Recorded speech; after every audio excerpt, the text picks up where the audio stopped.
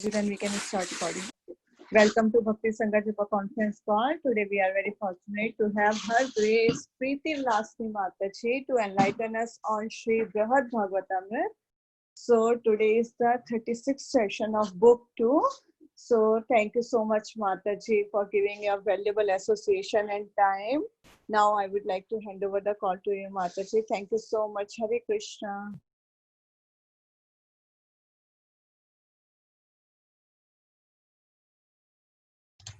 Mataji, we cannot hear you. Yes.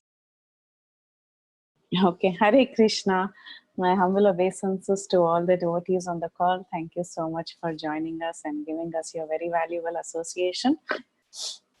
We are continuing to study Sri Brihad Bhagavatamrta, and this is book 2, the journey of Gopakumar all the way to Goloka Vrindavan, and it is session 36.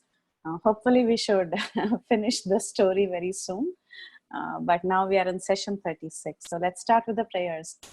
Om Namo Bhagavate Vasudevaya.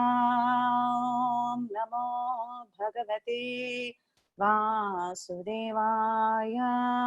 Om Namo Bhagavate Vasudevaya. Om Ajnanatimmirandhasya Jnananjanashalakaya Chakshurunmilitam Yena Tasmai Shri Gurave Namaha. Mukam karoti vachalam pangum langayate girim yat krupa tamaham vande Shri Gurum Deenatarinam. Nama Om Vishnupadaya Krishna Presthaya Bhutale Srimate Radhanatha Swami Niti Namine. Nama Om Vishnupadaya Krishna Presthaya Bhutale Srimate Bhakti Vedanta Swami Niti Namine. Namaste Saraswate Deve Gauravani Pracharine Nirvisesha Shunyavadi Paschayata Deshtarine. Jaya Shri Krishna Chaitanya Prabhu Nityananda Shri Advaita Gadadhara Shri Vasadi Gaura Bhakta Vrinda. Hare Krishna Krishna Krishna Hare Hare Hare Rama Rama Rama Hare Hare. Vancha kalpatarubhyascha kripa sindhubhya evacha patitanam pavanebhyo vaishnavebhyo namo namaha. My humble obeisances to all the Vaishnavas on the call. All glories to Srila Sanatana Goswami, the author of Sri Brihad Bhagavatamrta.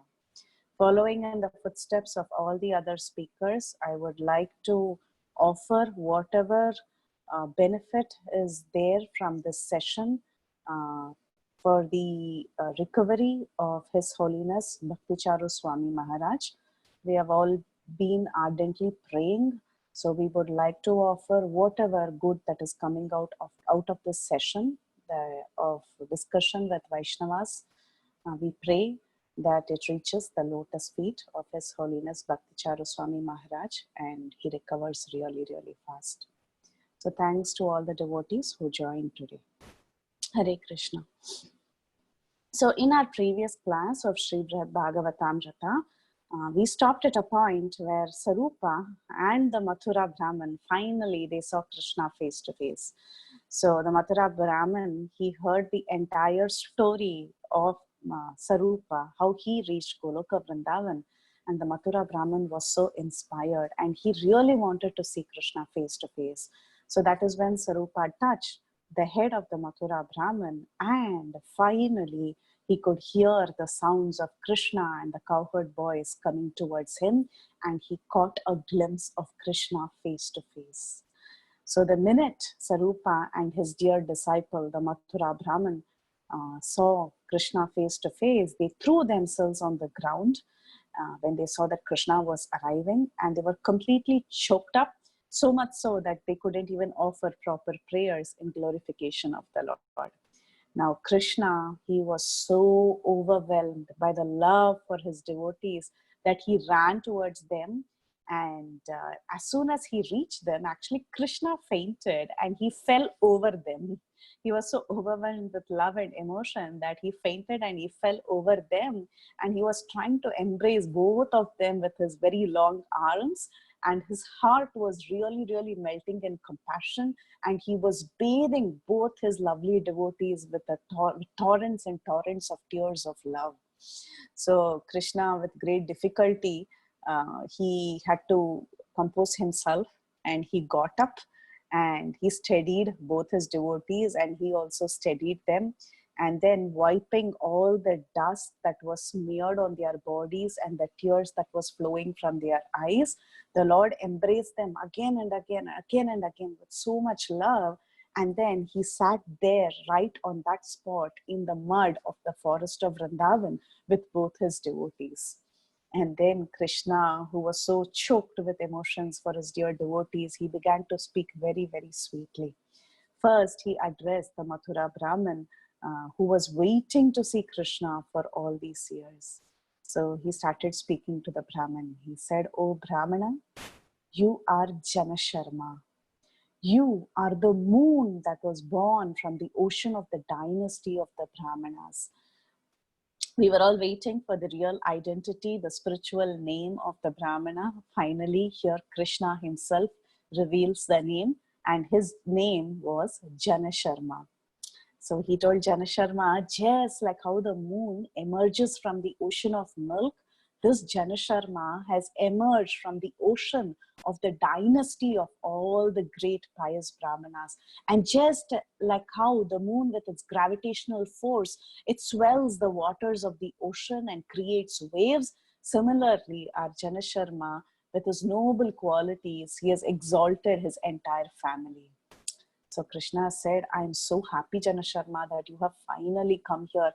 And your arrival is what I was looking towards.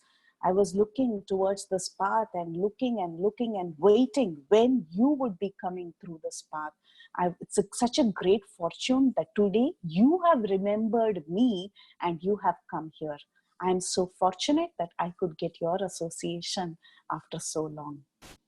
Like this, Krishna was glorifying the Brahman. This is what happens to everyone who goes to the spiritual world. Krishna is eagerly waiting. He's eagerly looking towards the path of our arrival.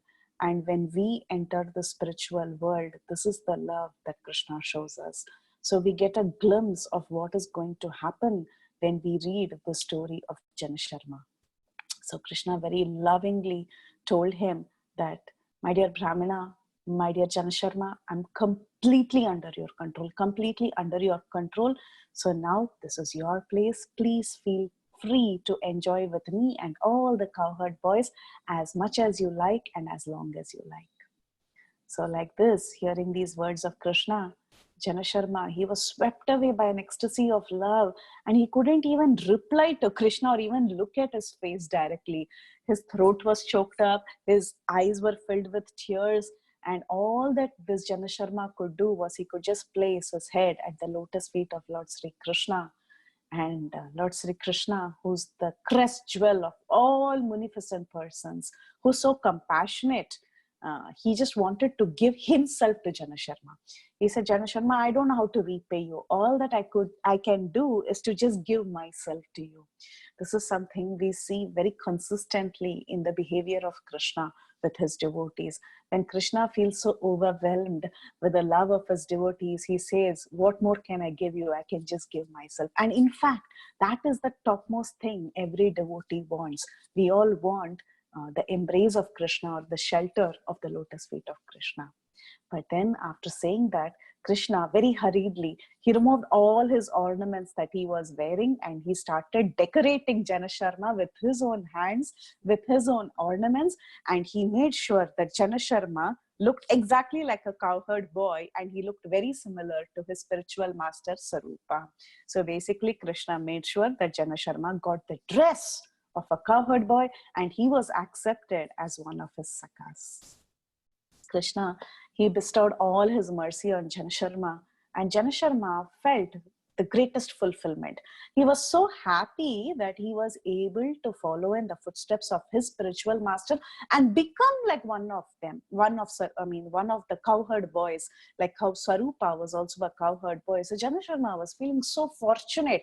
How nice it is that even I was able to follow in the footsteps of my spiritual master and take a similar form like him. So he was so happy. And the greatest happiness that Jana Sharma was really feeling is that he was feeling so grateful that he could ultimately perform eternal devotional service to the Lord without any stoppage. So this is indeed the nature of pure devotees. The nature of pure devotees is that they do not hanker for anything that is material. They do not even hanker for liberation, release from this repeated process of birth and death. What do they hanker for? All that they hanker for is pure devotional service. They just want to have pure devotional service unto the lotus feet of the Lord. That is the only thing Jana Sharma wanted, and finally he had attained it in the presence of Krishna. So the devotees, they are glorified in so many ways throughout the Srimad Bhagavatam. So let's look at some instances from the Srimad Bhagavatam as to how Krishna himself glorifies his pure devotees. So in the 11th canto of the Srimad Bhagavatam, chapter 14, verses, there are a few verses that are described in chapter 14, 20, and so on. We'll just read a few verses of how Krishna glorifies his own devotees.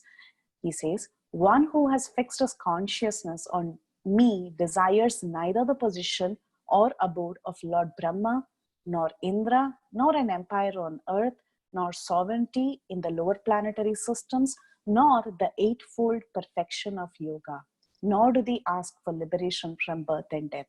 Such persons who are only hankering for my service, such persons are very, very dear to me. This is 11:14 of Srimad Bhagavatam.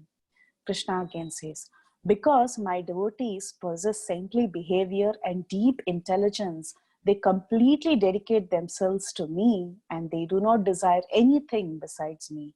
Indeed, even if I offer them liberation from birth and death, they do not accept it. Canto 11, chapter 20, verse number 34. Krishna says, a pure devotee who is attached to the activities of devotional service and who always engages in the service of my lotus feet never desires to become one with me. He never wants sayujya. Such a devotee who is unflinchingly engaged in my service, he is always glorifying my pastimes and activities. This is Canto 3, chapter 25, verse 34. Krishna says, my devotees who are always satisfied to be engaged in my loving service are not interested even in the other principles of liberation. Salokya, Saropya, Samipya, Sarshti. They are not interested in any of these because all of these are automatically achieved when one attains devotional service. So they are not hankering after this. What then is to be said about perishable happiness like elevation to higher planetary systems?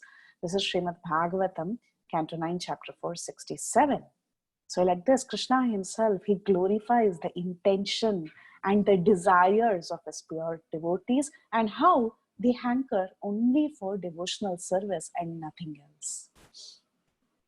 The same mood was actually echoed in the prayers of the wives of the serpent of Kaliya in the 10th canto.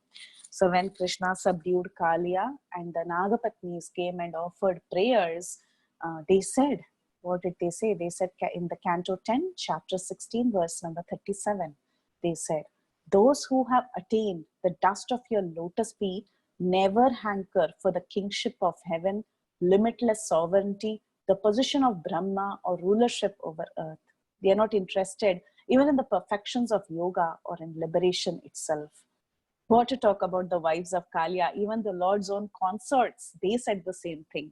When the wives of Krishna, they met Draupadi in Kurukshetra. So when they were addressing Draupadi, they told this very, very beautiful verse. This is in Canto 10, chapter 83, verses 41 and 42. They told her, O saintly lady, we do not desire, just one second, sorry.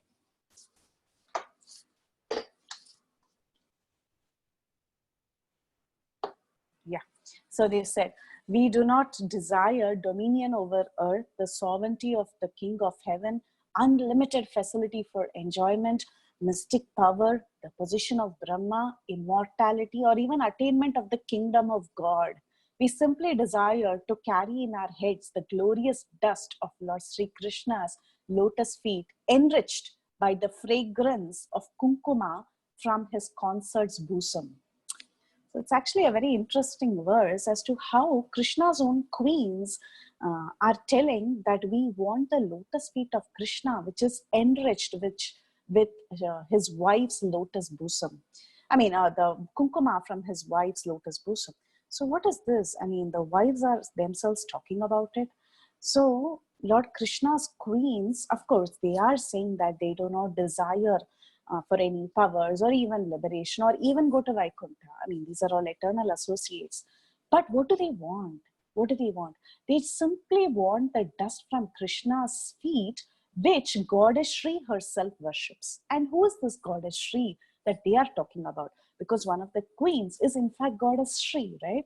So who is this Goddess Shri that they are indicating? So Srila Vishwanath Chakravarti Thakur, he tells us the goddess of fortune mentioned in this verse is not just Lakshmi, who is the consort of Narayana. Rather, this Shri, it refers to the supreme goddess of fortune, who is identified in the Gautamiya Tantra. So what does the Gautamiya Tantra say about the supreme goddess of fortune? It says, Devi Krishnamayi Prokta Radhika Paradevata Sarva Lakshmi Mayi Sarva Kanti Sammohini Para. The transcendental goddess Srimati Radharani is the direct counterpart of Lord Sri Krishna. She is the central figure for all the goddesses of fortune.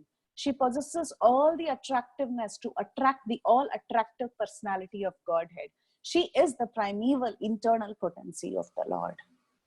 So this is how Vishwanath Chakravarti Thakur, he reconciles this verse and talks about who really this goddess of fortune is. Because how would the wives of Krishna hanker for some other goddess of fortune? That means it should be someone other than them, right? So who is that? That is being identified here. And do we know for sure? Yes, we do know for sure that it is her, because in the very next verse of the Srimad Bhagavatam, it is confirmed. So in verse number 43 of the same chapter, we have this very wonderful verse that the queens continue to say. After they said this verse, immediately they said, we desire the same contact with the Supreme Lord's feet that the young women of Vraja, those ladies, they contacted. The cowherd boys had an opportunity to serve, and that is the lotus feet that all the Pulinda women there served. So the touch of the dust he leaves on the plants and the grass when he tends the cow, that is the dust that those ladies worship, and we desire to take the dust that is smeared from the kunkuma of those ladies. So this is Canto 10, chapter 83, verse number 43. So like this, very beautifully, Krishna talks about pure devotional service, and we saw from various people the culmination of pure devotional service. What is pure devotional service and who exhibited that real pure devotional service? We saw how Krishna glorifies pure devotional service, how the Nagapatnis talk about pure devotional service, and how his own concerts are glorifying pure devotional service and the devotees who truly exemplified pure devotional service. So after Sarupa and Janasharma joined Krishna's company, then Krishna, with a signal from his flute, he called out to all the cows and the buffaloes, all the animals that he was tending to, and he called them with his flute so that they could go and drink some water and quench their thirst. Then after the animals quenched their thirst, he played another note from his flute, and he made all the animals rest down in comfortable places. Then Krishna, with all the cowherd boys, Janasharma, Sarupa, all of them, they entered the beautiful waters of river Yamuna and they started playing.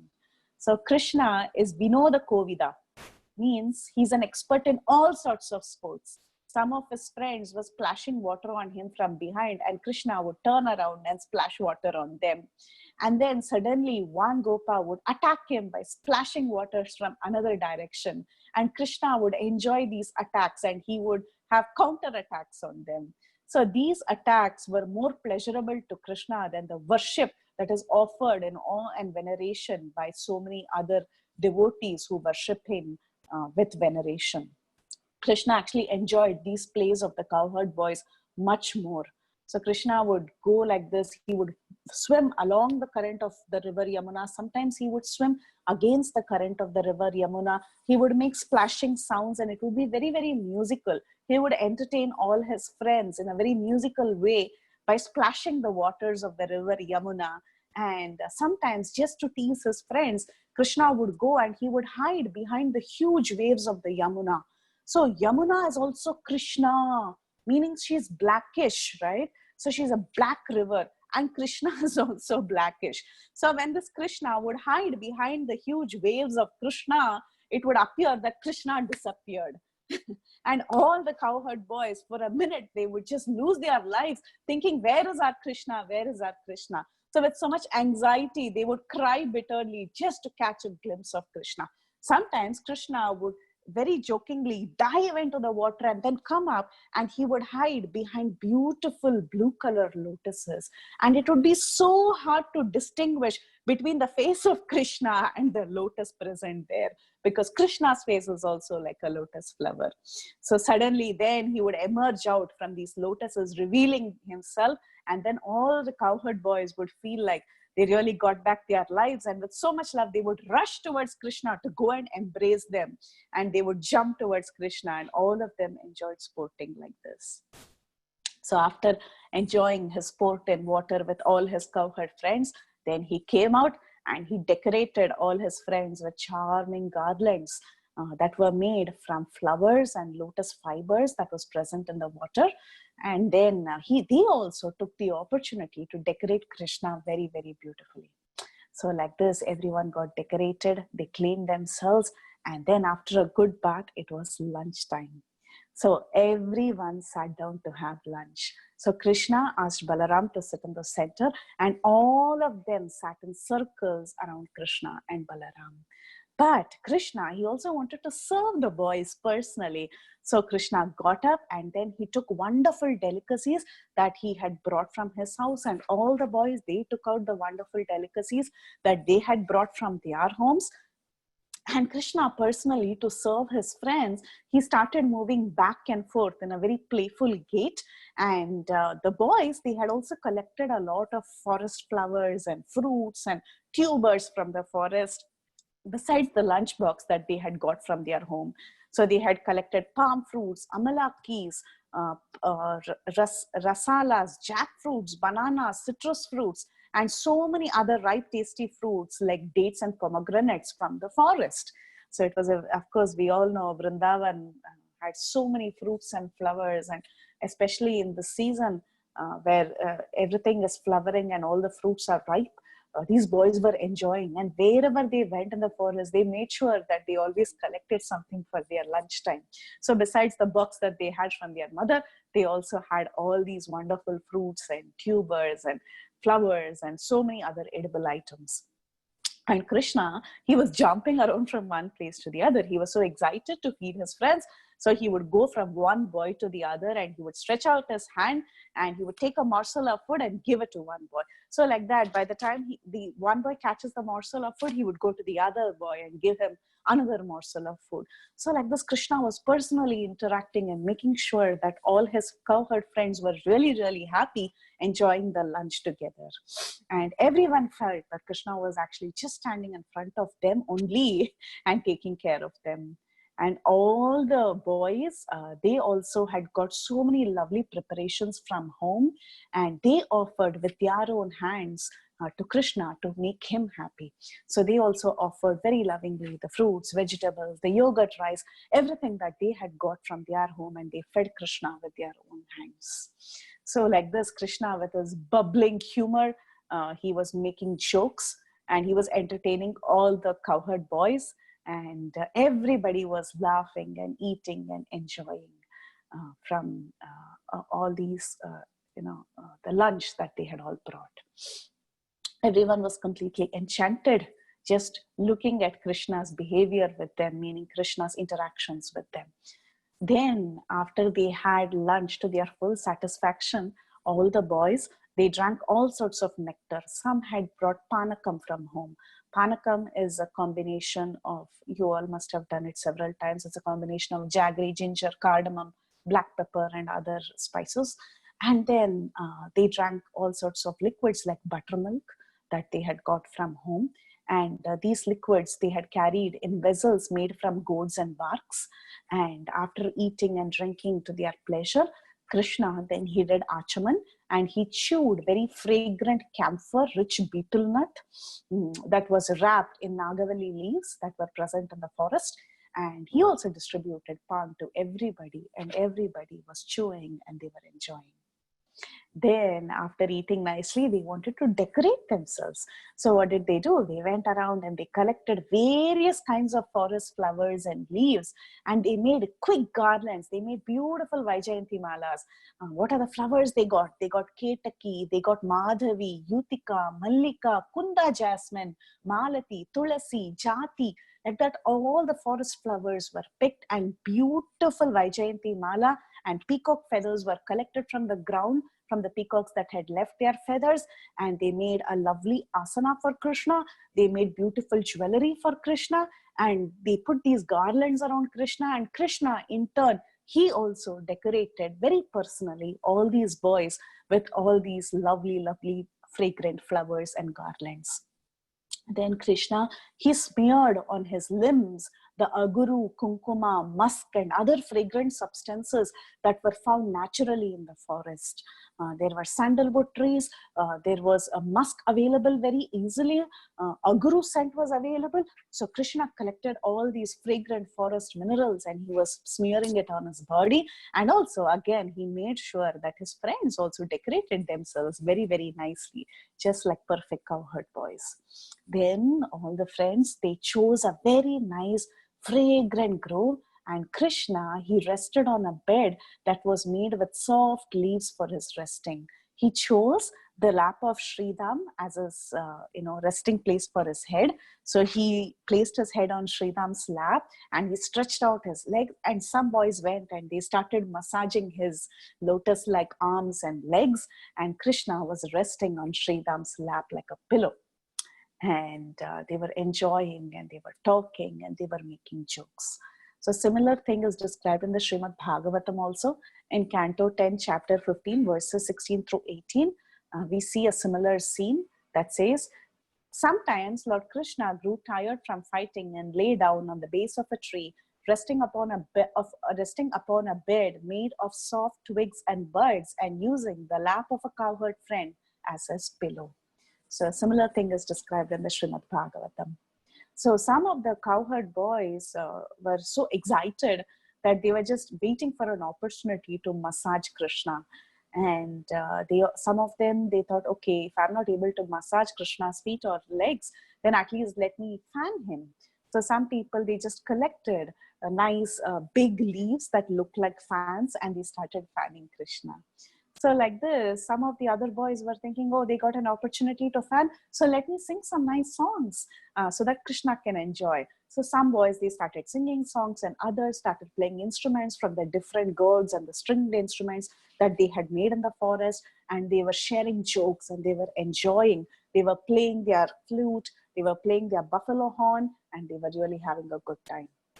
So after a nice enjoyment, it was time for Krishna and the cowherd boys to call back the cows. So again, they blew their flutes and the buffalo horns, and they called the cows to actually rise up and come back and join their company.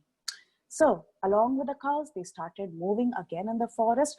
And while they were moving back to the village of Nanda Maharaj, on the way, again, they started collecting gunja berries and forest flowers. And finally, they were almost about to reach Krishna's village, where he would go into Nanda Bhavan, inside Nanda Maharaj's home. But before that, Krishna made sure that Janasharma was left in the hands of his dear friend Sarupa, and then he entered the cowherd village. So like this, Janasharma, he perfected his life. He finally attained the company of Lord Sri Krishna. So like this, we saw how Sarupa, who was Gopakumar, attained perfection. He went to Goloka Vrindavan, and we have also seen how the Brahmin who had traveled all the way from Pragjotishpur to Mathura, who accepted Gopakumar or Sarupa as a spiritual master, whose spiritual name was Janasharma, finally attained perfection, and he got to be one of the cowherd boys of Sri Krishna. So this is the story of Sri Brihad Bhagavatamrta. And this entire story, we should remember, was narrated by Parikshit Maharaj to Mother Uttara. So Parikshit Maharaj, he told his mother, my dear Mother Uttara, I have told you everything that you need to know, everything. In the beginning of this narration, you had asked me 2 questions. What are those 2 questions that you had asked? You asked me, what is the essence that Shukadeva Goswami taught me in the Srimad Bhagavatam? And you asked me to quickly reveal it to you like churning the nectar from the ocean of milk. I have done that. The second question you asked was, is there a world, a higher world beyond Vaikuntha where the intimate associates of the Lord can personally interact with him and associate with him? With your intelligence, by now you must have understood what the answer is. This is indeed the place. So, my dear mother, please, with all your endeavor, try to reach that Goloka Vrindavan. That Goloka Vrindavan, it is like an ocean of transcendental bliss. And going there, you can relish all sorts of sweet exchanges without any veneration of the Supreme Lord. Of course, Goloka Vrindavan is only achieved when the Lord becomes very, very merciful towards a person. But still, one must endeavor with enthusiasm and confidence in whatever sadhana that they have taken up. Also, we should understand that just by going to a place called Mathura in this material world, automatically one doesn't attain all perfections. Just because you're going and visiting Vrindavan, it doesn't mean that you will attain all these perfections.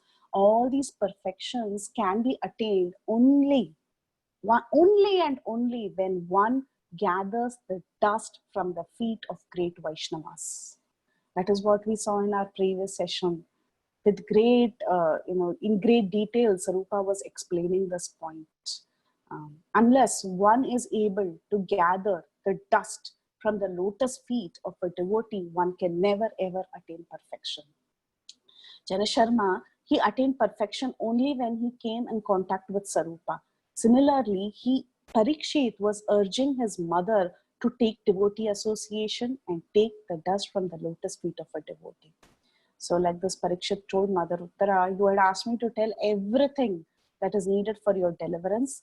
Just by hearing with attention and faith this great detail about Goloka, everyone's doubts will be vanquished and certainly everyone will be delivered. When one meditates on that world which is present beyond Vaikuntha, when one meditates on the lotus feet of Sri Gopinath, the Lord of the Gopis, one can surely attain perfection and really, really achieve the highest goal of life, which is a long-standing Krishna Prema. So like this, Parikshit Maharaj, he concluded his talk to his mother. And he told her, this is the answer to the questions that you had asked previously. But then Parikshit Maharaj, he wanted to say a few more things. He said, just because I have told you this entire story of Janasharma and Sarupa, it is not enough. It is really not enough. And I do not expect you to believe everything until I quote from Shastra. So therefore, Parikshit Maharaj, now to substantiate whatever he had told, what had happened in history, he told her so that she could relate to it. But now Parikshit Maharaj, he also wanted to substantiate from scripture. So he told, I will substantiate everything that I have spoken so far. So I will quote some relevant statements from scripture. The first thing he did was, he began to quote from Harivamsha Purana. So Harivamsha 2.19, chapter 19, verses 29 to 30, and then further verses 32 to 35. It is mentioned, above the Swarga, that is the heavenly abode of Indra, is the abode of Brahma. And beyond that is the abode of Uma and Lord Shiva, where great luminous souls are liberated in the Brahma Jyoti, and which is also called as the abode of liberation or Mukti Pada. Above that is the spiritual world, which is Vaikuntha, and beyond that is the planet of cows, where the sadhyas worship the Supreme Lord, Goloka Vrindavan. None of us can really comprehend or understand that supreme abode. Goloka is presided over by the sadhyas. Now, what does it mean to say that Goloka is presided over by the sadhyas? Sadhyas means saintly persons. So who are the saintly persons present in Goloka Vrindavan? Saintly persons like Nanda Maharaj and others whom even Narada Muni and the four Kumaras want to follow are present in that spiritual world, which is Goloka Vrindavan. The Gopas and the Gopis present in Goloka Vrindavan, they simply bring Krishna under their control just by their ecstatic, unique sentiments that they have for Krishna. And we should understand that the sadhyas mentioned here, they are not some ordinary celestials. Even in this world, a group of demigods are called as sadhyas. But the sadhyas in the spiritual world of Goloka Vrindavan, they are no ordinary demigods. See, Swarga, it can be attained by very pious activities. One can attain Swarga by doing a lot of punya. Brahma's abode, it can be attained by very strict spiritual discipline. However, Goloka Vrindavan is mentioned in scriptures that it can be attained very, very rarely. So like this Harivamsha, it goes to great detail talking about the presence of Goloka Vrindavan and how it is beyond any other world that one can fathom. And Krishna, he also tells Arjuna and Skanda Purana. So we have seen the verses from Harivamsha Purana. Now we are seeing verses from Skanda Purana. So Krishna himself tells Arjuna, O son of Kunti, I move around in various forms on earth in my various incarnations. I also move around higher planetary systems like Brahmaloka and others. But I am present eternally in Goloka Vrindavan. Actually, that is my ultimate abode. So this is what Krishna is telling in Skanda Purana, and it is quoted by Srila Sanatana Goswami. Now when we say Goloka Vrindavan, we should also understand another point, that in fact there is a Goloka within this world, within this material world. And what is that Goloka? That Goloka is the abode of the cows, the planet of the cows. Oftentimes, there is some sort of confusion that is created through certain statements that is present in scriptures, and people conclude that Goloka is somewhere near heaven or somewhere near Brahma's abode. But that Goloka is only the planet of the cows, and that is the planet from where Mother Surabhi, she came along with Indra, and she came during the Govardhan Leela pastime. So when you see during the Govardhan Leela pastime, Mother Surabhi and Indra, they come down and they talk to Krishna, and Indra apologizes to Krishna, keeping Surabhi in the front. So where did this Mother Surabhi come from? She came from Goloka, which is present within this world, which is present near Satyaloka. The abode is also mentioned that it is present near Satyaloka. But we should understand that this Goloka Vrindavan that we have been talking about all this while is certainly not the planet of the cows. Rather, it is the supreme abode, which is the planet of cows, yes, but also has the presence of other great sadhyas and the Supreme Personality of Godhead Sri Krishna himself in his most perfect form. So like this, Parikshit, he answered the questions of Uttara, and also he wanted to further talk about more pramanas. 3 Puranas were mentioned, but then he also wanted to talk about further pramanas. Now, this narration was done by Parikshit to Mother Uttara. We also should remember that the same narration was later recounted by Jaimini to Janamejaya. I hope you're able to brush up your memories. This is something that we saw in the beginning of our series, both the first book and the second book. The narration of Brihad Bhagavatamrta was spoken by Parikshit Maharaj to Uttara, and later it was relayed by, say, Jaimini to Janamejaya. As a part of the Mahabharata that Jaimini spoke to Janamejaya, which had the appendix of Brihad Bhagavatamrta. So, after Janamejaya heard from, say, Jaimini, this entire conversation of Parikshit and Uttara, Janamejaya told Jaimini. So I hope you're all with me. Janamejaya told Jaimini, O foremost of the Vaishnavas, I heard the same verses, similar verses from Vaishampayana when he recited the Mahabharata and Harivamsha to me. Because the Mahabharata that was recited by Vaishampayana is the Mahabharata that we all have. And the appendix of that Mahabharata is Harivamsha Purana, right? So definitely this Janamejaya, he has already heard from Harivamsha these pramanas. So he is telling, Janamejaya is telling Jaimani, I heard these pramanas, I heard all of this in the Harivamsha that was recited to me by Vaishampayana. And I derived the same understanding from them. When he said that, even I could understand. But from these verses of Brihad Bhagavatamrta that you are narrating as a part of the appendix of your narration, this is actually giving me a lot of clarity, and it is shining fresh as a fresh insight. I'm able to understand things as I'm hearing the story of Brihad Bhagavatamrta in great detail. I'm now able to understand the pramanas that were already quoted. So he said, oh, are you really going to end this narration? My heart is burning. I want to hear more and more. My heart is becoming really sad that you're going to stop this narration. So somehow, please administer this medicine of Krishna Katha more to me. This elixir, when it is administrated through my ear, it will surely make me feel happier. So tell me more. Tell me more about the pramanas. Tell me more what else is being spoken in all the scriptures about this wonderful abode of Sri Goloka Vrindavan. So like this, Janamejaya, he asked Jaimini, and Jaimini, he said, my dear child, your father Parikshit, after narrating the wonderful story of Brihad Bhagavatamrta, he spoke some verses in glorification of Goloka Vrindavan, not just from Puranas, but he also spoke from various scriptures like the Brahma Samhita, the Bhagavatam, and so many other places. Now, I will tell you those verses. So, we are going to look at some verses from Brahma Samhita, at least 3 verses from Brahma Samhita that speak about the presence of Goloka Vrindavan and the glorious devotees who are seen in Goloka Vrindavan, and how Goloka Vrindavan is the topmost abode. So we will do only Brahma Samhita today, and the remaining we will cover in our next session. So what are the verses that were quoted? Very famous verse, 537 of Brahma Samhita.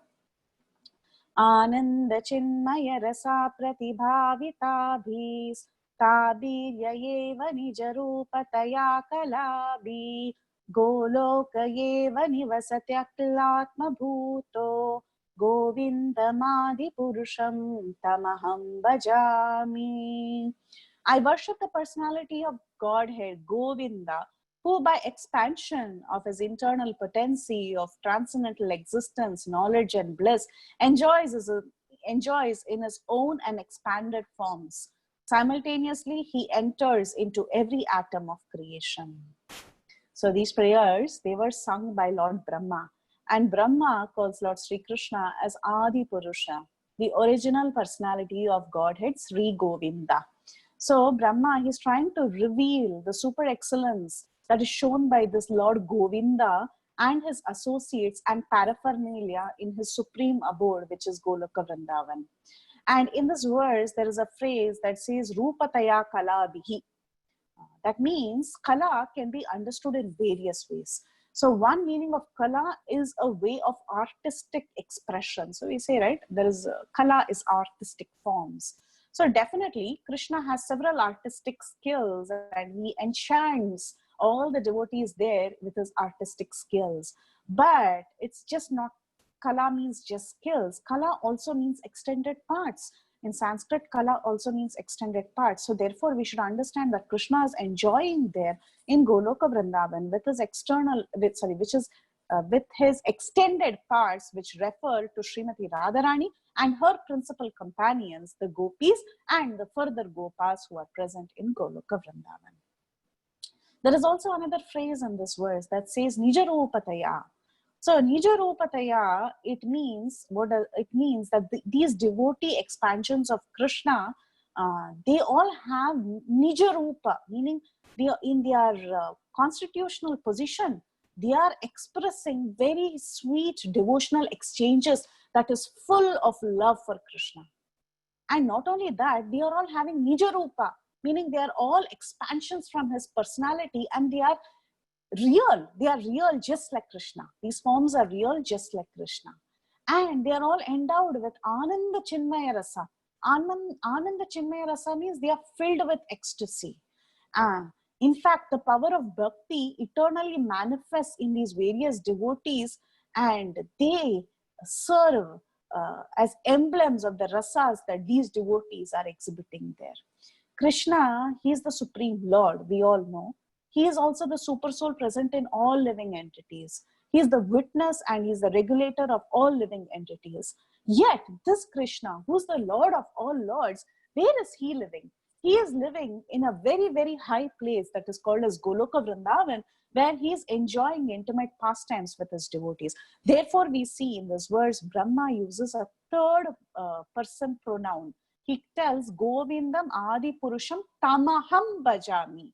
I worship that Lord Govinda, he says. Why is he saying that Lord Govinda? Because he feels Govinda is so far away. Though he is present as the super soul, though he is present within every atom, though he comes down from time to time as incarnations, but his real abode is much far away. And therefore, Brahma is offering prayers to that Govinda who's present in that transcendental abode, which is far away. Tamaham Bhajami. So like that, this verse is described, different phrases of these words are analyzed and it is described. This verse was Ananda Chinmaya Rasa, very famous verse from the Brahma Samhita that most of you know. So let's look at another verse from the Brahma Samhita. It directly talks about Goloka Vrindavan. Anyone who asks, give me a praman for Goloka, immediately devotees will only refer to this verse. Goloka namni nijadamni talecha tasya Devi Mahesha Haridama Suteshu Teshu Te Te Prabhava Nichaya Vihitascha Govindamadi Purusham Tamaham Bhajami. This gives direct gradation of the different worlds, both in this universe and beyond. The translation is, lowest of all the mundane world, Devi Dham, is Devi Dham, which is this material world. Above it is the abode of Mahesha, Mahesh Dham. And above Mahesh Dham is the abode of Lord Hari, Hari Dham. And Goloka is above all of them, which is Krishna's own realm, named and there the primeval Lord Govinda is adored, who has allotted to the rulers of the gradated realms their respectful authorities. This is the verse Goloka Namni Nijadamni Talechatasya. This is verse number 43 of the same Brahma Samhita. So what is this verse describing? It says that below the abode of the Supreme Personality of Godhead, Govinda, there are countless of worlds. What are they? The abode of Lord Narayana is present, the abode of Lord Shiva is present, and the abode of the material world, which is the abode of Goddess Devi, that is also present. Narayana, he is ruling over Vaikuntha planets, and Lord Shiva, he's ruling over this abode of impersonal liberation, and Devi, she's ruling this material world. But beyond all of this is this abode of Govinda, and his energies are non-different from him. Everything is proceeding from that Govinda. Everything is coming from Lord Govinda. So like this, certainly Govinda's world is very, very wonderful because of the sweet relationships that is found in this special abode.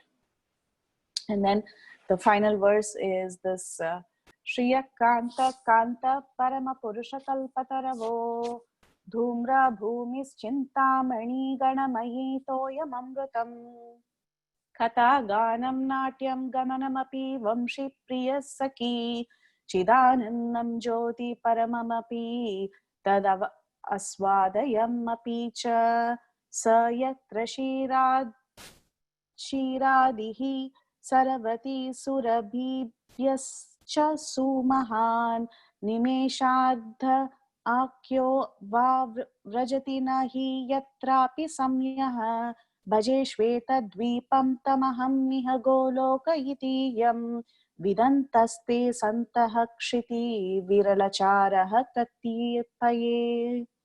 So this is a very long verse. It says, I worship the transcendental seat known as Shveta Dvipa, where the loving consorts of the Lakshmis in their unalloyed spiritual essence practice the amorous service of the Supreme Lord Sri Krishna as their only lover, where every tree is a transcendental purpose tree, where the soil is a purpose gem, all the water is nectar, Every word is a song. Every gait is a dance.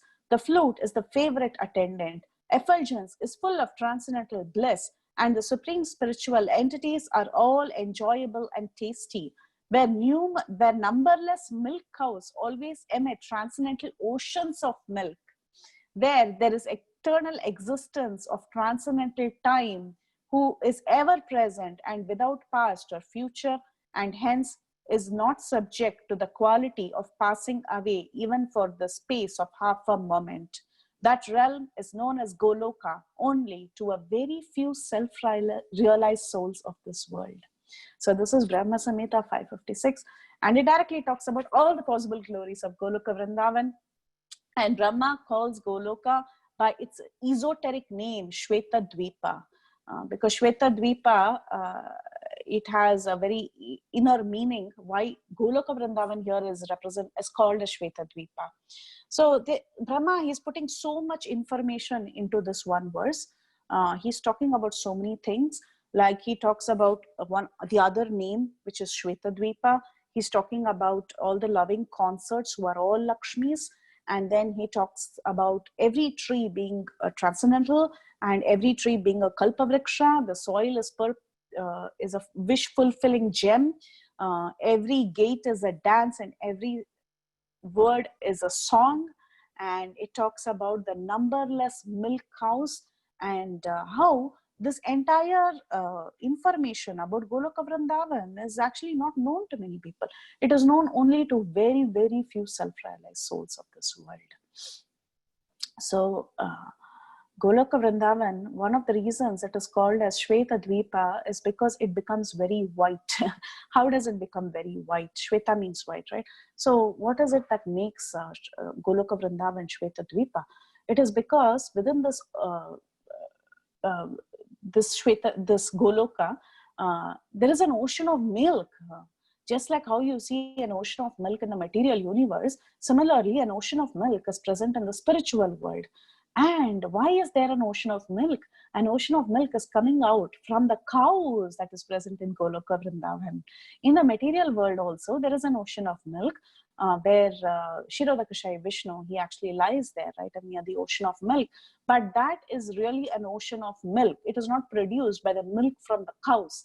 But in Goloka Vrindavan, the entire place is inundated with so much milk from all these Surabhi cows. So therefore, this entire place is called a Shweta Dvipa, or the White Island, this entire Goloka Vrindavan. Of course, Yamuna is present in Goloka Vrindavan, but then this ocean of milk also borders the entire abode of Goloka, the abode of Goloka Vrindavan.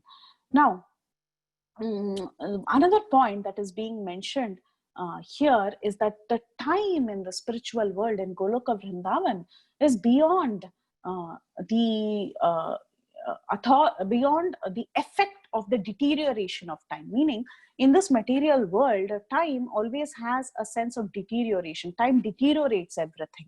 Everything we see in this world, any object or any person, with time, everything is going to dwindle. So nothing stays perfectly the same forever. It dwindles with time. But whereas in the spiritual world, there is no concept of past, present, or future, or nothing is actually deteriorating in the spiritual world of Goloka Vrindavan. In fact, we even saw some pastimes where there is no concept of time. This entire pastime of Kaliya was repeating again and again, and Akrura coming and taking away the gopis, taking away Krishna from the gopis. That was also repeating over and over, and none of them remembered that it had already happened. Why? Because there is no concept of present, past, or future in the spiritual world. And then Krishna is described, in so many ways. He says that there are several, in this verse it says there are several concerts of Krishna. So we all know that there are several gopis who are present there and who are enjoying with Krishna. And in fact, in one place it even says Parama Purushaha. So the Supreme Lord is described in plural form. So why would it say Parama Purushaha? Because Krishna also expands and he enjoys with all these residents of Vrindavan in multiple forms. So therefore, in the spiritual world, Krishna is also Parama Purushaha in plural form. He expands into many and he's enjoying with all these wonderful associates who are present there. Goloka in this verse is also described as Param Jyoti, meaning spiritual light. So supreme spiritual light. So where is this light coming from? This light is because this entire land of Goloka Vrindavan is completely effulgent. And where is this effulgence coming from? It is coming from the bodily effulgence of Parabrahman Sri Krishna. Not only is it coming from his bodily effulgence, this effulgence is also coming from the lips of Sri Krishna. It is very, very transcendental. And also the effulgence that is coming from the devotees who are inundated in prema is actually pervading through this entire Goloka Vrindavan. So like this, Goloka is so effulgent, and in fact the material world, everything is coming, the light that is seen in the material world, we all know that the sun is receiving its light from the Brahma Jyoti. Where is the Brahma Jyoti receiving its light? Brahma Jyoti is receiving its light from the body of Sri Krishna, because everything in Goloka Vrindavan is so effulgent. It is called as the supreme light, Paramajyoti. This entire place is called as Paramajyoti. So like this, Goloka Vrindavan is described in various ways. The residents of Goloka Vrindavan, they are described in various ways. And the entire Brahma Samhita is in fact a dedication to this wonderful spiritual realm that is called as Goloka Vrindavan. So we will stop here, and there are so many more pramanas that Parikshit Maharaj is going to give to Mother Uttara, and of course Janamejaya is also going to repeat the same thing. Jaimani is going to repeat the same thing to Janamejaya, and we can hear more from them in our next session. We will also be going through several Bhagavatam verses, and we will understand this entire concept of Goloka Vrindavan in great detail. So I will end here. Any questions, comments, realizations, or any other comments, please go ahead. Hare Krishna. Hare Krishna, Preethi, Vilasini, Mataji.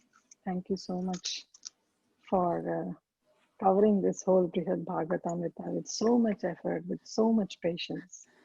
So, even I was feeling so depressed. So the story part is over, right? So now will come only the philosophy to substantiate that story. So yes, Mataji. Yeah, it was so nice to hear all these stories, the pastimes basically, not the stories, but the pastimes of Krishna. So I do have one question, rather two. First, I have about that Shri, like the goddess of fortune. It was somehow not clear. Maybe I was not paying attention. And second part is about the sadhyas, because we know, right, the sadhyas, all the spiritual personalities, they are known as sadhyas, right? Because they are sadhus. So sadhus are those who know their sadhyas, means those who know their ultimate goal of life. Yes. So can you please explain these 2 points? Thank you. Okay, so the first question was about Shri. You're right. So we were quoting to Bhagavatam verses where all the queens, Rukmani, Satyabhama, Jambavati, all of them, they are meeting Draupadi in Kurukshetra, and they are talking about their, how each one is a very humble servant of Lord Sri Krishna. So when they are describing that, at that time they say, all that we want to do is we just want to execute pure devotional service and worship the lotus feet of our Supreme Lord, of our husband, Lord Sri Krishna, whose feet is smeared with the kunkuma from the bosom of Shri, goddess of fortune. Now, all of them are goddesses of fortune, right? So what are they asking for actually? Why they want to worship the feet of the Lord that is smeared from the kunkuma of the goddess of fortune? They themselves are telling goddess of fortune. So what is it? So there Vishwanath Chakravarti Thakur, he comes and he says, actually this is what they are referring to. They are referring to the gopis of Vrindavan headed by Srimati Radharani. And he quotes from Gautamiya Tantra saying that who the supreme goddess of fortune is. So it's a very famous verse. It's a praman for the presence of Srimati Radharani, and it is there from the Vedic Shrutis that Srimati Radharani does exist, because in so many other sampradayas, there's a big question about Srimati Radharani. So here you have from Gautamiya Tantra, there is a reference to the presence of Srimati Radharani and how she is the supreme most goddess of fortune. So that, because we all say, right, the supreme goddess of fortune, where did that phrase come from? So that phrase actually comes from this particular verse that says, Devi Krishnamayi Prota, Radhika Paradevata, Sarva Lakshmi Mayi Sarva, Kantihi Sammohini Para. So this is the direct reference for Srimati Radhika. And then, and the very next verse, in fact, this is, yes, Vishwanath Chakravarti Thakur has given a commentary, that is fine. But in the very next verse, which is verse number 43, 1083-43, the same queens, they are identifying actually what they want, whose, kunkuma is this, which is smeared on Krishna's feet. They themselves are saying, we desire to contact with the Supreme Lord's feet that the young women of Vraja, the cowherd boys, and even the aborigine Pulinda women desire. The touch of the dust he leaves on the plants and grass, and he tends his cows. So they immediately relate to the Vrajavasis. So when they relate to the Vrajavasis, we understand that whom they are indicating. So it is an indirect reference that actually these queens are talking about the kunkuma that is coming, which is decorating the lotus feet of Sri Krishna that comes from the gopis of Vrindavan. So was that clear, Mataji? Yeah, so the supreme goddess of fortune are the gopis of Vrindavan, right? Yes, headed by Srimati Radharani. Headed by, yes, Mataji. And the second question was sadhyas, yes. So here, if we see that verse, Sanatan Goswami, he also goes into great detail about explaining that sadhyas are present everywhere. Yes, sadhyas are present everywhere. Even in the celestial realms, there are various sadhyas, meaning they're also one class of demigods. They are also present everywhere. Sadhus are also sadhyas. But then when you put things together, Sanatan Goswami says, if you elaborate on this particular verse that is coming from Harivamsha, that the supreme abode where the sadhyas are present, where Krishna tends cows. So when all this is put together, you can understand that these sadhyas are in fact the associates of Sri Krishna, because we can someone may take that sadhyas word out of context and say maybe it is present in the material world, but then Sanatan Goswami, he substantiates it, saying that these sadhyas can refer only to Nanda Maharaj and the associates, because those are the ones who are present in the world of Krishna where Krishna is personally tending cows. It cannot refer to any other place. So, of course, sadhya is a general term, but still it is, in this context, it is applicable only to the residents of Vrindavan, headed by Nanda Maharaj. What's that? Okay? Jai Ho. Yeah, thank you. And Mataji, if you don't mind, can you share me, on WhatsApp, the verse from the Gautamiya Tantriya that you were telling about the present? Yeah. Thank you, Mataji. Thank you. Hare Krishna. Hare Krishna.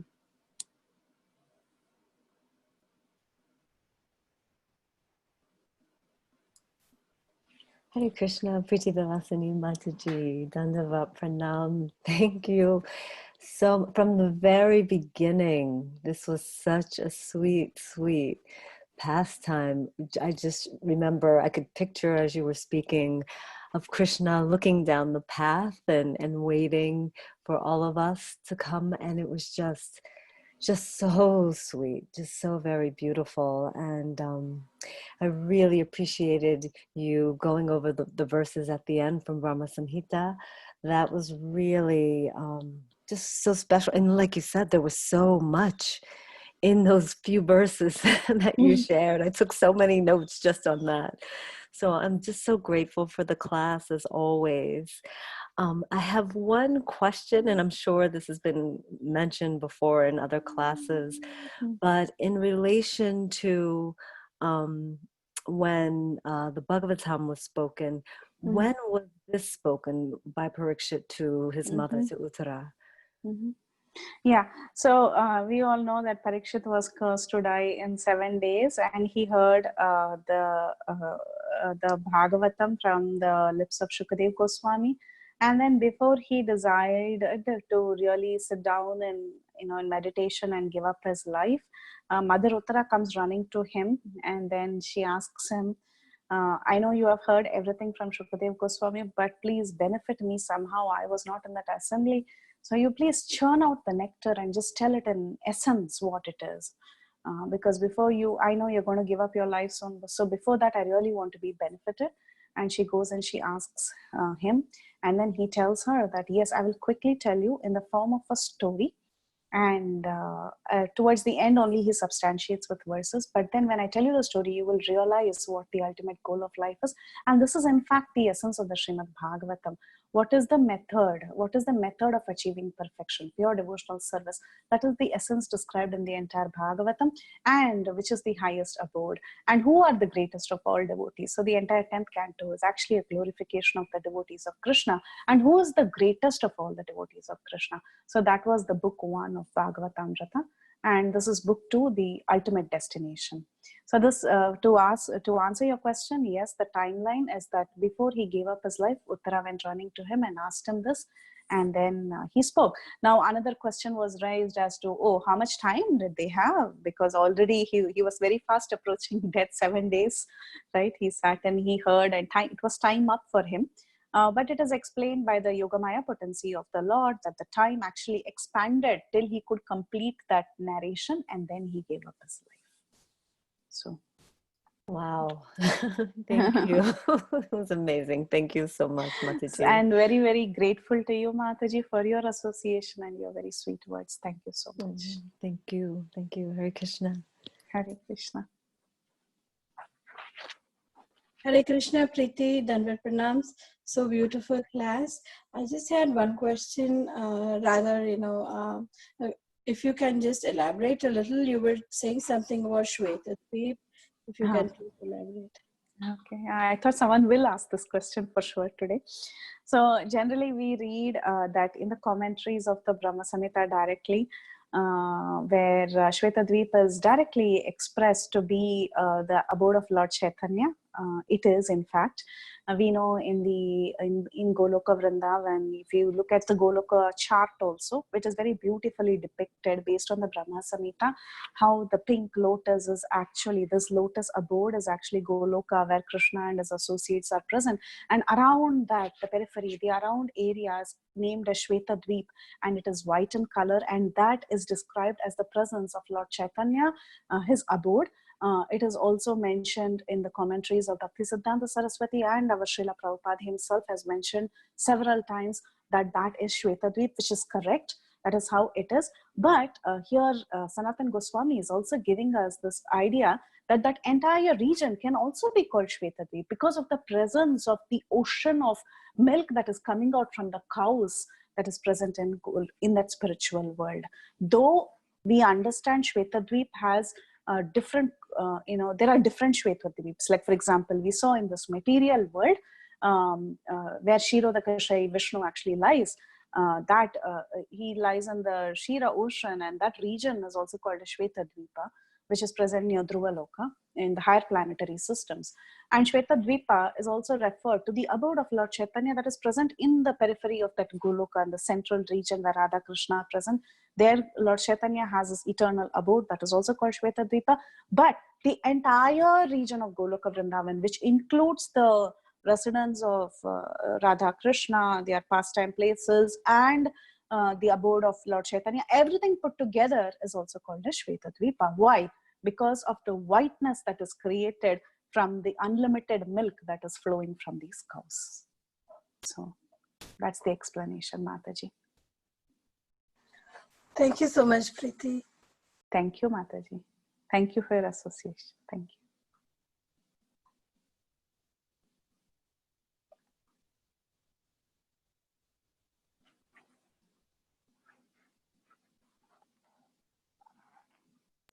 Hare Krishna, Preethi, Vilasini, Gopi, Koti, Dandavat Pranam, Srila Prabhupada, Srila Gurudev ki jai. Like Gaurangi Mataji told, it's like we feel that Leela Mataji. Every time the nectar is more and more you put your efforts and the question answer and the Shweta Deepas and how much you are reading, we can understand that you will give on the spot answer from Sanatan Goswami, Bhaktivinoda Thakur, and then Srila Prabhupada, that we can understand that how much you, Kirtida Sundari, are reading and making note for us. And see, Mataji, I have seen the Kirtida Sundari Mataji is not from that day I tried to make a note, Mataji. Today I miss your 25 minutes. I hear again, Mataji. But how nicely you are singing Govind Namami Purusam Tamaham Bhajami. Mataji, that too Gauloka stanza, can you sing for all of us, Mataji? So sincerely you are explaining Lila, Mataji. 100,000 koti 100 pranam to your sincere seva. 100 koti Dandavad pranams to your sincere presence and listening, Mataji. Definitely, yes. I'll definitely quote again. Yeah, I'll do it. Then we can go for the other questions. Yeah, I'll just quote it quickly. Ananda chinmaya rasa pratibhavitabis tabhiryayeva nijarupataya kalabhi golokayeva nivasatya kilatma bhuto govindamadi purusham tamaham bhajami गोलोकनाम्नि निजदाम्नि तले च तस्य देवी महेश हरिदाम सुतेषु तेषु ते ते प्रभावनिचय विहितश्च येन गोविन्दमादिपुरुषं तमहं भजामि. Thank you so much, Mataji. Haribo, Jai Jai Shri Ram. Hare Krishna, Mata. Thank you, Mataji. Anyone has anything else to add or correct anything? Any comments, corrections? Hare Krishna Mataji, Dhamma Pranam, all glories to Hare Srila Krishna. Prabhupada and Guru Maharaj. In one point when you started over there, you said, right, like, I'm forgetting the reference. You said, like, are you going to stop now saying this? I said, like, oh, how is he saying our words over there? Ha, Mataji, yes, agree with you. Like, don't stop now. And so, Mataji, like, we said, like, when this Brihad Bhagavatamrta was spoken, the time it expanded, right? So now this, I exactly do not know the references where I'd heard it, but then it is said that, again, I'm so sorry for my memory, but then it is said that which Goswami, I don't know, he used to travel from one place to the another, which is practically impossible to cover up. But then it is said that the earth used to shrink and then the distance used to be less over Govardhan only, I guess. The Govardhan in Parikrama, Goloka, right? yeah. The entire land of Goloka is like Gokula is like a lotus. So it, even for Krishna to go so fast and meet with the gopis, come back, even the distance between Andagaon and Varsala.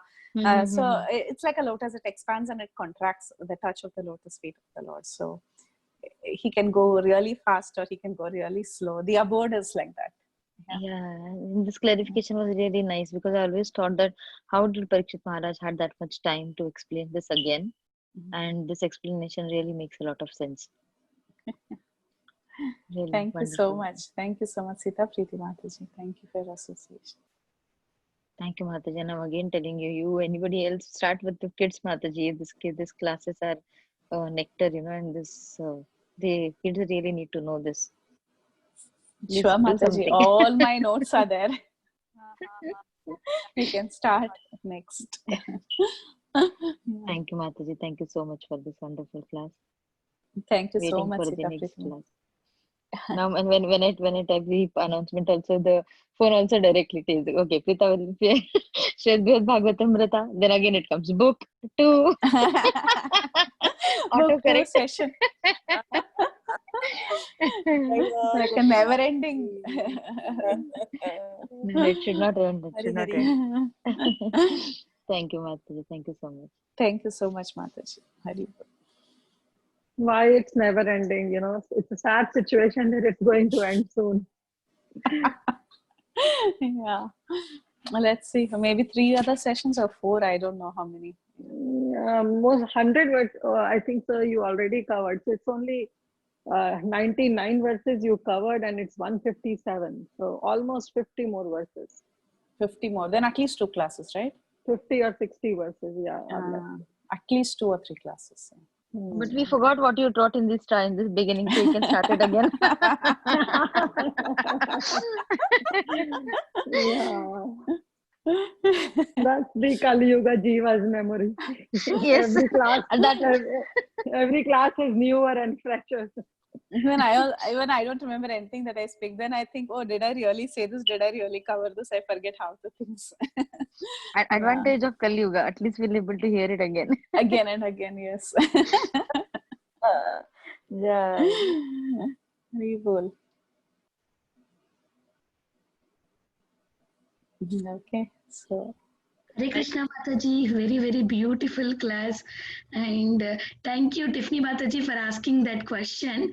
How did Parikshit Maharaj was telling Mother Uttara, he has only less time. How did it happen? That question was really very interesting, and it really answered my question also. And the way you are explaining all the references, Mataji, and that too you are quoting all Brahma Samhita answers. I'm so happy these Damodar kids already learned Brahma Samhita. They are now ready to preach with the quotations, Mataji. Jai. They can quote it nicely wherever they want. If somebody asks where is Golok Vrindavan, who is residing there, they can quote now. It's very nice, Mataji. Thank you. I'm feeling so proud of Damodar kids. They learned. Wonderful. Mataji, Hare Krishna. Hari Bol, Hari Bol. That's so true, Mataji. Now they can all preach nicely. Hare Krishna. Mataji, Hare Krishna. Hari Bol. Hare Krishna, Preethi Vilasini Mataji, Dandavat Pranam. Thank you so much for taking us through both these beautiful parts of Brihad Bhagavatamrta. It has been a wonderful journey. So many things that we learn new, so many experiences, and how those devotees are, and how Krishna, that was the most beautifulest part to me today's session, was how Krishna was expressing, his love and his affection for his devotee, how he is like shedding those tears of love, and it's flowing, how he's clearing the dust of their body and blessing. So one question there was, is he trying to, is that the same as Sarupya? Is he trying to make them like him? Was that the whole idea, like we say, right? Like they have, Yeah, I mean, that's a good point that you raised. Yeah, it's not exactly like Sarupya that he's trying to do, but rather he wants to take him as one of his associates, make him one of the cowherd men, cowherd boys, make him one among them, among his team members. So, like that. So it's just like when you're welcoming someone, you want to make them feel very comfortable at your home, and you give your own night pajamas or something. And then as a team, you all look similar, and you want to wear the same color coding and color, like all of you dress up similarly and show your unity. So like that, it was more like, okay, you are welcome now, and then you are one of us. So come on, you're also a cowherd, because that was his Swarupa. His Swarupa was to be a cowherd boy. So now he attained the status of a cowherd boy in his constitutional position, but also physically, he also started looking like a cowherd boy. So like that. Okay, very nice, very nice. Because in the beginning, his description is totally different, not like Gopakumar, not like Sarupa, right? Yes. Okay. His description is very different. Yes, you're right. Very nice, very nice. And so beautiful, Mataji. Don't know how to thank you for presenting this with so much research, and how you went through all of it. I really would have to go through the entire thing over and over again to, even understand a little bit. But thank you so much. Really grateful for your service, Mataji. Hare Krishna. Actually, I'm just saying from the book. I have not done much research, but Sanatan Goswami, Gopi Paranandana Prabhu, we have done everything, Mataji. I'm just repeating. So, thank you so much, Mataji. Thank you for your very kind and encouraging words. Hare Krishna. Hare Krishna, Preethi Vilasini Mataji. Just in an extension to what Indu Mataji was referring, I need a little clarification. So Jyoti, what his name? This Jyotish Jana Brahman? Sharma. Jana Sharma. Okay. So now this Jana Sharma and our Gop Kumara, who is Sarupa, they met in Bhauma Vrindavan, right? So Right. there they saw Krishna Mm. with the cowherd boys, and they sported, and everything went. So after that, Krishna left. So that means that Brahmana was still in Bhauma Vrindavan, or he also went back to Goloka Vrindavan? Yeah, so that's the beauty of Sri Brihad Bhagavatamrta. Before the description of Jana Sharma meeting Krishna, what happened was Sanatan Goswami, he went into great detail about giving us reference after reference as to how Bhauma Vrindavan is not different from Goloka Vrindavan. So he went on and on and on saying that, like, for several verses, Bhauma Vrindavan is not different from Goloka Vrindavan. Whatever is there in Goloka Vrindavan, it is there in Bhauma Vrindavan. So he went on saying that. Then he said, Jana Sharma, he met Krishna in Bhauma Vrindavan. So as readers, what we understand is, when he attained perfection and seeing Krishna face to face in his Aprakata Leela, that means he has attained perfection and he has gone back to the spiritual world. Because Bhauma Vrindavan is non-different from Goloka Vrindavan, like that. So though Sanatan Goswami doesn't explicitly state that, he takes the narrative in such a way that the reader should understand, like that. And then Sarupa also went, right? Yeah. Because when he says that thing, when Sarupa is constantly telling him the difference between, he's saying there is no difference between Bhauma Vrindavan and Goloka Vrindavan. In fact, I just came from there to here. I can just move up and down very freely. He says that, right? So that means what? He's just come to take Jana Sharma and they're going to go back. Together, like that. Yeah. Thank you, Mataji. Thank you so much. Thank you, Kirtina Sundari Mataji. That was a very important question that had to be addressed. Thank you. So Mataji, I thought at the end you were saying, not at the end, like at the end of that pastime, you were saying that he goes to Sarupa's house. Is that, or did I not? I might have not heard that clearly. No. He says Krishna hands over Jana Sharma to Sarupa, and then he goes into his cowherd village. Because why Sanatan Goswami explains that already we have seen enough details of what happens inside the cowherd village when this Sarupa was describing his experience in Goloka Vrindavan to Jana Sharma. So therefore, now again to take Sarupa inside, Jana Sharma inside, and then again go through these pastimes wouldn't be needed. So we should understand that when he was handed over to Sarupa and then he entered the village of Nanda Maharaj, we should understand that they all went together and they continued to, enjoy the presence of Krishna. But Jana Sharma was always under the care of Sarupa there in the spiritual world or in Bhauma Vrindavan, wherever you take it. Makes sense? Yes, Mataji, yes. So one more question, does Krishna come personally all the time? Like to take them back home? To take his devotees back home? Definitely the spiritual master takes the responsibility. Definitely it is the spiritual master that takes the responsibility and hands us over to Krishna.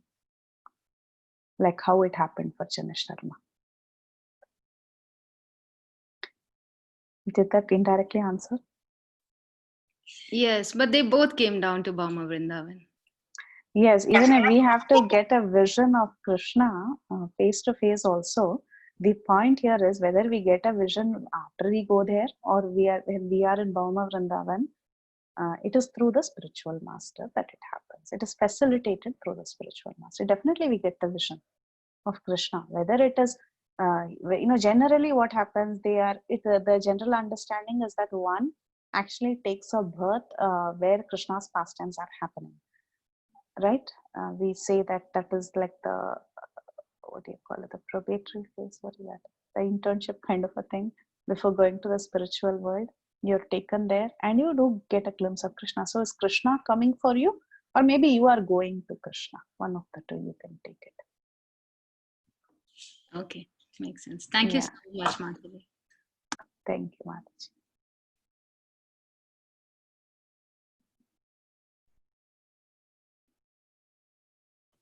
Hare Krishna Mataji. Very nice Yes. class. Wonderful class, Mataji. Thank you, Lakshmi Mataji. A small clarification on Mataji. We know that Janamejaya had the fortunate to listen the narration of Mahabharata from Vaishampaya Rishi. And then later he also was fortunate to listen to the narration from Jaimini Rishi. So is there any details about the occasions when these both took place, Mataji? Like we know Vaishampaya Rishi was earlier, I guess so, because he was saying like that. So is there any particular occasion when these both took place, like the time when it happened or something? Any details on it? I don't know. In the beginning of the book also nothing much was mentioned, right, regarding that time. It just says before and after. I don't remember. See, it should be in the first few pages of Bhagavatamrta, even if there is something. But I don't remember anything like that. Okay, Mataji. Okay, no problem. And Mataji, next one I wanted to ask about the Brahmajyoti part. You said that Goloka Vrindavan was totally and was all time it was lighted with Brahmajyoti that comes from Krishna's body and lips. So, and you mentioned the same Jyoti was giving the light to the sun for our Bhumi. So, is that the same Brahmajyoti that you can see in other parts like Vaikuntha or Shiva Loka everywhere? Is the entire universe or everything by lighted by this Brahmajyoti? Yes. Oh, okay. Okay, I wanted to ask that also, Mataji. And one more question. You said about the adobes like Bhumi, where the material people we are living, and the Maheshwara Loka, where the people of liberation are going. So, is that mean if someone is praying for liberation, they are unable to enter into Goloka? Or is it possible only devotees to enter into Goloka Vaikuntha? Only devotees.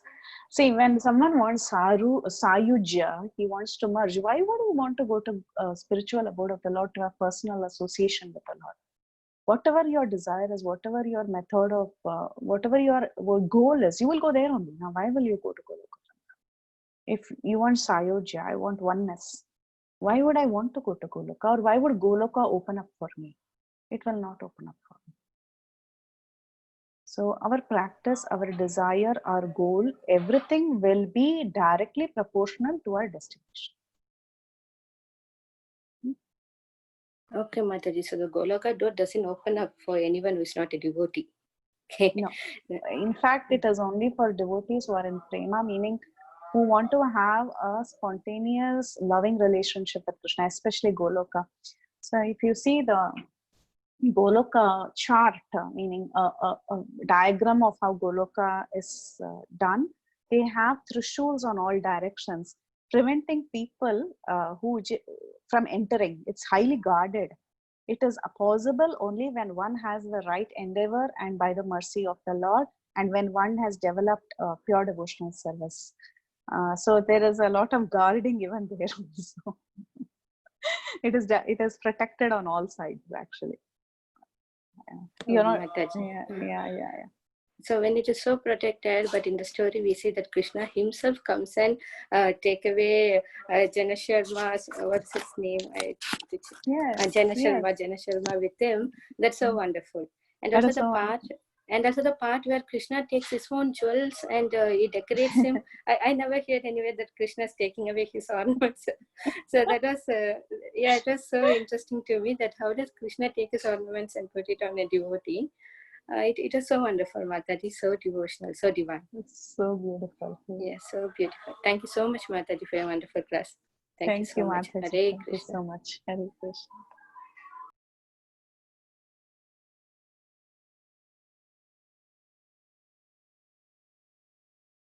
Okay. Anyone else wants to say anything, or shall we end the call? Okay. So then we can end the call, Mataji. Thank you all so much for your very valuable time and association. Vancha kalpatarubhyascha kripa sindhubhyeva patitanam pavanebhyo vaishnavebhyo namo namaha. Ananta Koti Vaishnavrinda ki jai, and we'll continue our prayers for the recovery of His Holiness Bhaktacharya Swami Maharaj. Thank you all so much for joining us and giving us your time and association. Hare Krishna. Hare Krishna, Preethi Vilasini Mataji ki jai. All glories to the assembled devotees. Hare Krishna. Hare Krishna Mataji.